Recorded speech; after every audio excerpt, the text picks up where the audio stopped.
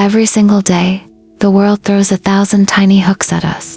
An irritating email from a colleague, a critical comment on social media, a driver who cuts us off in traffic, a minor inconvenience that ruins a meticulously planned schedule. These hooks are baited with provocation, and they wait silently for us to bite, and most of the time, we do. The moment we feel that flash of irritation, our heart rate quickens, our jaw tightens, and we throw ourselves into a reaction. We defend, we argue, we stress, or we complain. We hand over our peace of mind to a complete stranger or a temporary circumstance, giving them full control over our emotional state. You're listening to The Gentle Palette, a quiet sanctuary where we create art one slow line at a time, and where we use language to explore the deeper landscapes of life. If you are tuning in to practice your English listening skills today, welcome. Allow my voice to guide your ears, and let the flow of the vocabulary wash over you like ink on paper. There is no need to strain or worry about understanding every single syllable. Just be here, fully present in this moment. Today, let's talk about one of the most underrated superpowers a human being can develop in the modern world. The rare, exquisite art of staying calm and reacting to absolutely nothing. There is a profound quote by Viktor Frankl that completely changes how we view human behavior. He wrote, "Between stimulus and response, there is a space. In that space is our power to choose our response. In our response lies our growth and our freedom." For most of us, that space has shrunk to zero. We have become entirely automated. Stimulus happens. Response follows instantly. We don't choose our emotions anymore. Our environment dictates them for us. If someone is kind to us, we are happy. If someone is rude, we are angry.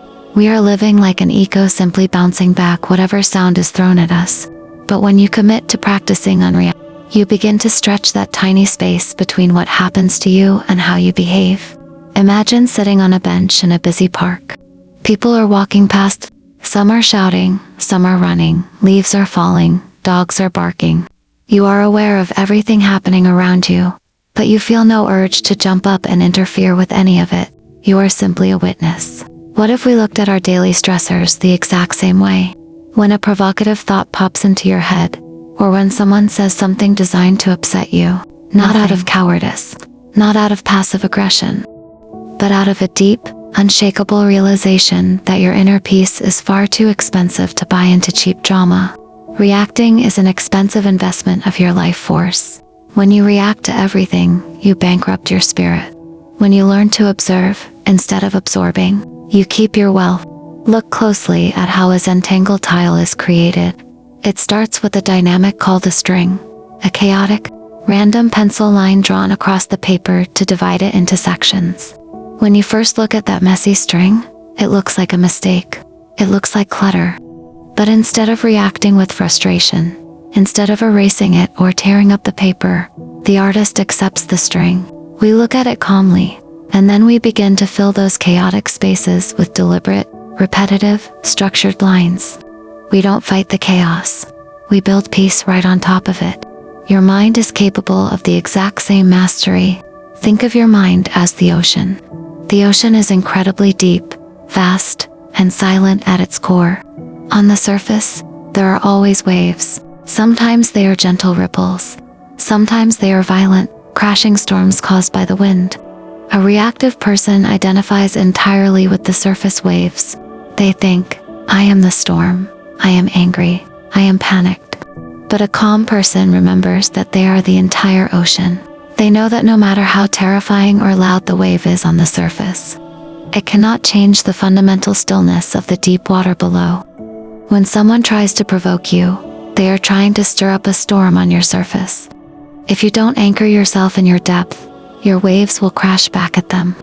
But if you drop down into your deep water, their words will simply ripple across the top and dissipate into nothingness. You don't need to correct every misconception.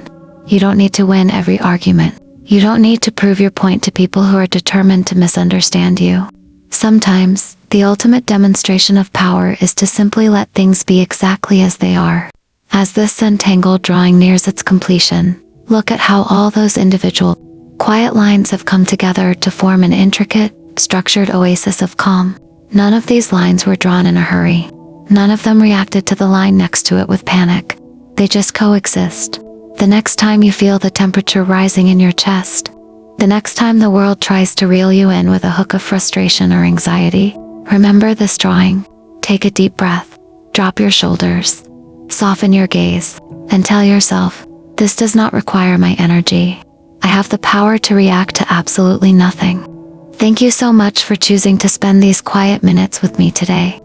Whether you came here to soothe your mind, to lose yourself in the magic of drawing, or to refine your English speaking and listening skills, I am incredibly grateful for your presence in this corner of the internet. If this conversation brought a sense of stillness to your day, please give the video a like and subscribe to The Gentle Palette. Until next time, protect your peace, be incredibly gentle with yourself, and remember, you don't have to catch every ball that is thrown at you. Stay calm, keep creating, and I will see you in the next video.